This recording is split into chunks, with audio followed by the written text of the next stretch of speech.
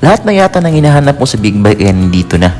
May napakalaking dual saddlebags, may high-tech infotainment display, may malakas na makina, may advanced safety features, at super relaxing na motor, and of course, napakaangas na bike. Ladies and gentlemen, may I present to you the 2024 Kawasaki Vulcan 1700 Vaquero. Roll intro.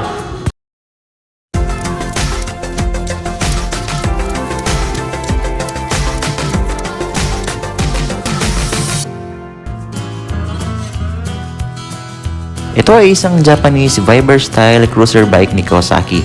At ang motor na ito ang pinakakuya sa lahat ng Vulcan series ni Kawasaki dito sa Pilipinas.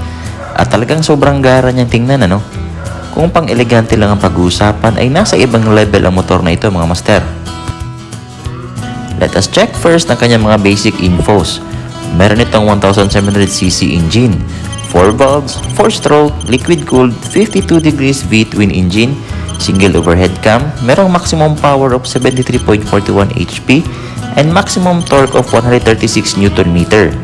So it's obvious na sobrang torquey ng motor na ito at manual transmission na naka-belt driven at hindi po naka-chain drive. Yung tank capacity niya, meron itong 20 liters of gas. Grabe, ang laki ng tangke, no? At meron itong fuel consumption naman na 14.4 kilometers per liter at naka-electronic advanced ignition system. Sa kanyang looks naman, tingnan mo ang handlebar niya. Ang lapad at ang solid pagkagawa, no?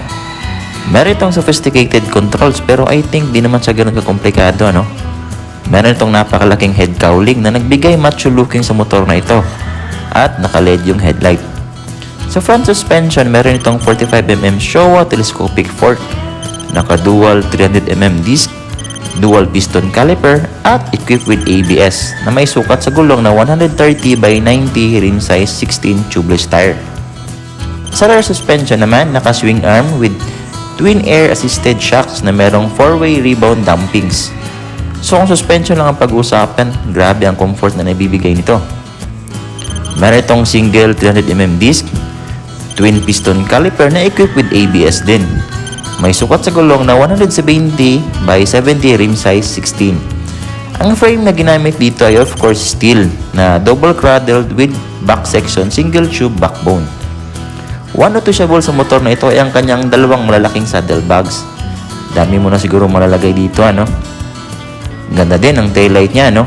Meron itong LED signal light, plate holder, at reflection light. At meron itong dalawang magkahiwalay na tambutso sa baba. Of course, maganda pa din gamitin sa mga di kataasang height dyan kasi meron itong mababang seat height na 28.7 inches lang. Pero ingat kasi mabigat ang motor na ito with 383 kilograms. Pag-usapan naman natin yung anong technology meron dito sa bike na to.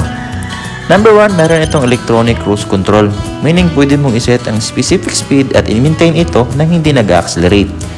Number 2, meron itong electronic throttle valves na nagre-regulate sa amount ng air papasok sa makina para mas mapa-improve palalo ang fuel efficiency. Pangatlo, meron itong dual channel ABS, of course para smooth and stable ang braking system natin. Pang-apat, meron itong K-ACT or Kawasaki Advanced Coactive Braking Technology. Medyo connected ito sa ABS pero ang purpose lang talaga nito ay para pigilan hindi mag-lock ang mga gulong, especially during sudden brakes.